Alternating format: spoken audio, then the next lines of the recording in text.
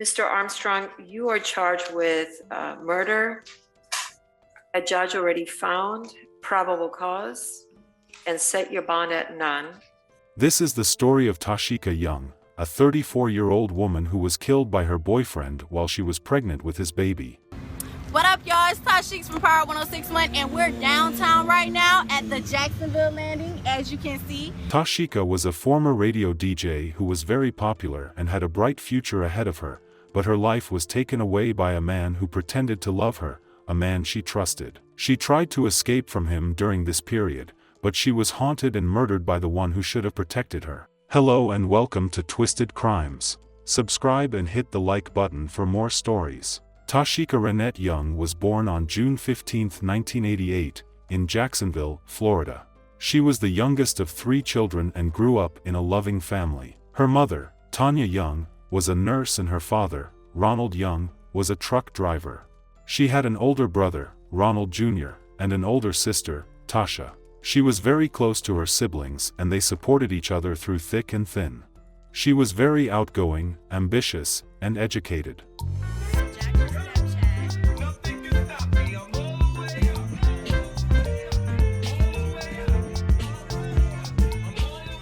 She had a passion for learning and excelled in school. She graduated from Robert E. Lee High School in 2007, where she was a member of the National Honor Society, the Student Government Association, and the cheerleading squad. She went on to study at Florida State College in Jacksonville, where she earned her associate degree in communications. She then transferred to Bethune-Cookman University, where she completed her bachelor's and master's degrees in mass communications. She had a passion for music and entertainment and pursued a career as a radio personality. She worked at Power 106.1, a hip-hop station in Jacksonville, where she was known as Tashika. Paula, what's up? What's up, what's up? Who is this? It's your girl Larissa. What side of town you calling from, girl? For the west side. Yo, so weigh in, like, how do you feel about the whole Blac Chyna, Rob Kardashian, Tyga, and Kylie Jenner ordeal? If the father has respect for the mother and... She started as an intern and worked her way up to become a co-host of the morning show. She was popular among her listeners and colleagues, who described her as a cheerful, supportive, and talented person. She had a knack for making people laugh and feel good. She also loved her community and was involved in various events and causes. What's up, y'all? It's your girl Tashika from Power 106.1. Right now, Power 106.1 is out here at Hammond Plaza fighting for justice for Mike Brown. Right now, we have protesters out here fighting for justice for Mike Brown. She hosted charity drives, school visits, and concerts. What up, y'all? It's Tashika from Power 106.1, and we're downtown right now at the Jacksonville landing, as you can see, for Friday Night Live. And I ran into one of our loyal listeners. I'm here with Duval's hottest DJ cutting up. You already see it. showing out. But anyways, what about you downtown tonight? Man, I got on my Facebook page earlier and I seen that they was gonna be down here, so I figured I'd come out and check it out, see what it was like. You know what I'm saying? Have fun in the city of Jacksonville. There you have it. Y'all need to be downtown right now at FNL, also known as Friday Night Live. Power 106.1 will be down here from 12 midnight. Come check me out. Come check out my girl Damara K, my camera girl. Ow, Come ow. see us. Bye. Bye. She was a role model and a mentor for many young people who wanted to follow in her footsteps. Tashika met Bursey Jerome Armstrong Jr., a 33-year-old man, in 2012. Happy Friday, everyone. Make sure you stay bundled up. Don't want to catch a cold out here. Stay blessed. Born on April 10, 1989, in Jacksonville, Florida, Bursey was the son of Bursey Jerome Armstrong Sr. and Patricia Armstrong. He had 2 sisters, Brittany and Brianna. Bursey and Tashika started dating soon after they met in 2012 and moved in together. They had 2 children, a boy and a girl, who were 8 and 6 years old at the time of the incident. Tashika loved her children more than anything and was a devoted mother. She was also pregnant with her 3rd child, a boy, who was due in October 2022. However, Tashika's relationship with Bursey was not as happy as it seemed. According to her friends and family, Armstrong was abusive and controlling. He would often get jealous and angry and accuse her of cheating. He would also physically and verbally assault her and threaten to kill her. Tashika was afraid of him and tried to leave him several times, but he would always beg her to stay and promise to change. Tashika hoped that he would, but he never did. On July 23, 2022, Tashika's mother, who lived nearby, became worried when she couldn't reach her daughter for days.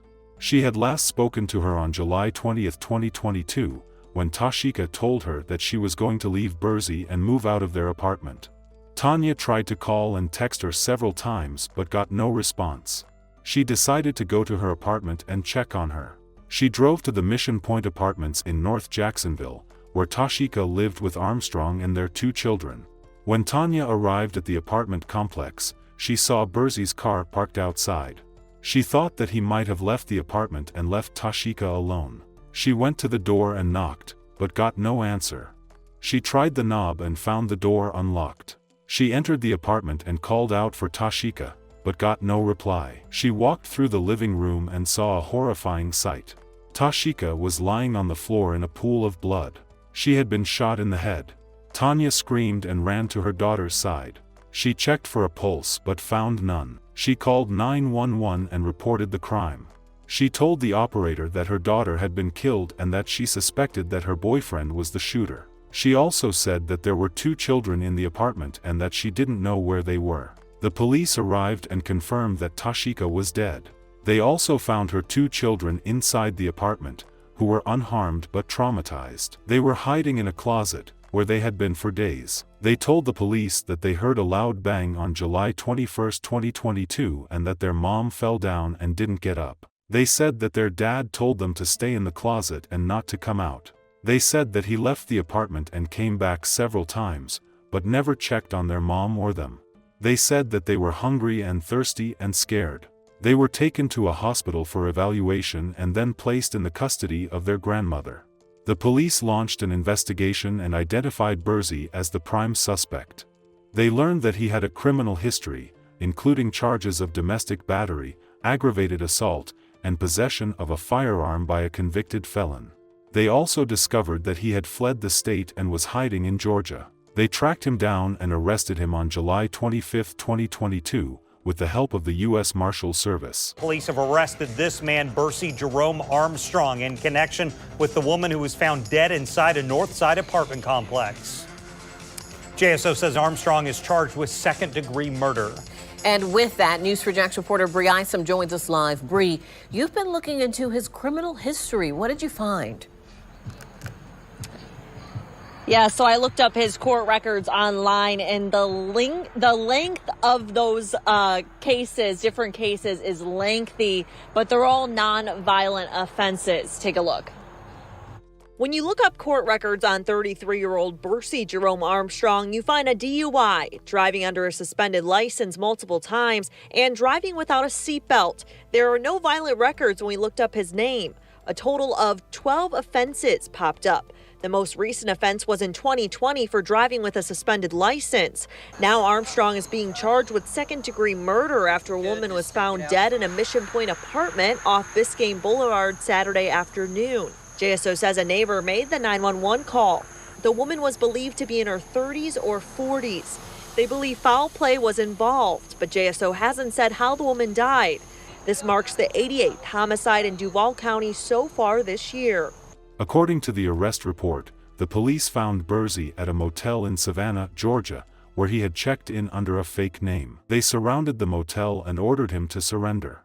Burzy refused and barricaded himself in his room. He told the police that he had a gun and that he would not go back to jail. He also said that he loved Tashika and that he was sorry for what he did.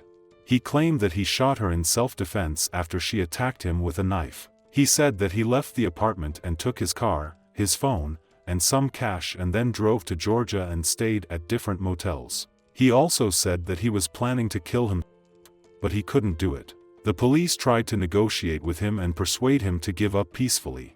They told him that they had evidence that contradicted his story and that he would face justice for his crime. They told him that his children were safe and that they needed him to be alive for them. They said that they would not hurt him and that they would help him get the help he needed. They talked to him for several hours, but he remained defiant and hostile.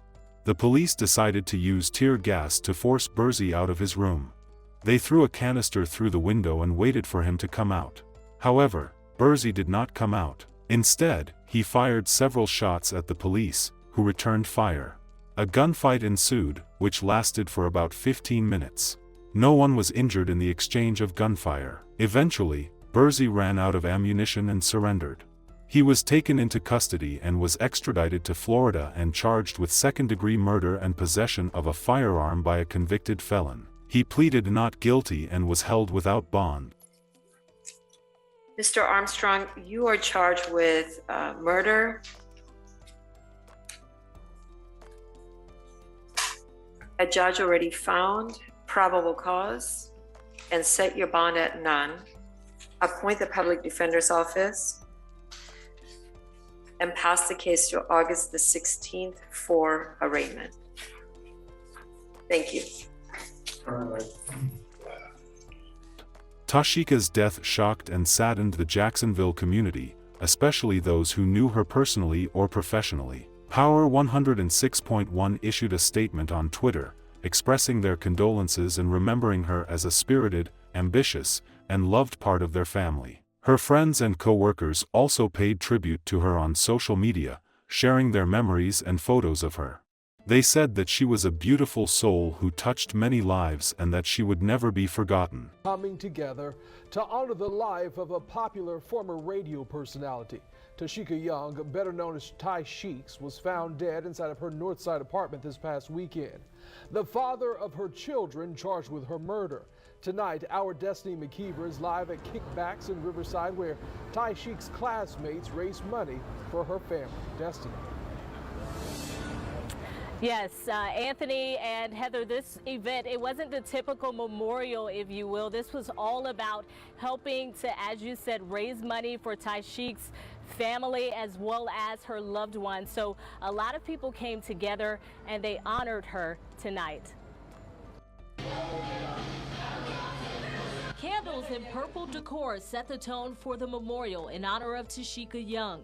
She was most known in Jacksonville as Tashika, the former entertainment host on 106.1. I don't know anyone who could really say anything bad about her other than she gonna put you in your place, but she'll put you in your place, but yeah, she was just an amazing person. Jessica Moat and Young's other friends hosted the gathering at Kickbacks. Although the vibe was more upbeat, Moat says it's what Young would have wanted. She loves to be the center of attention, so doing something like this is definitely how she would like us to celebrate her. Young was tragically found dead in her apartment at Mission Point Saturday night. Her children's father is facing a second-degree murder charge in connection to her death. Some of Young's friends say they didn't know what she was battling behind closed doors, but they want others to know help is available. It is just fine to make sure that you say something, and this isn't meant to put blame on victims because they're already victimized. She didn't deserve that at all. She didn't deserve it. The memories I have with her, it's just nothing would ever make you want to do something like that to somebody. I don't understand it. Tashika's family was devastated by the loss of their daughter, sister, and mother. They said that she was a wonderful person who had so much to offer to the world and that she didn't deserve to die in such a brutal way. They hoped for justice to be served and for Bursey to pay for what he did. They asked for privacy and prayers as they grieved and tried to cope with the tragedy. Our deepest condolences to the family of Tashika Young. May her soul continue to rest in peace.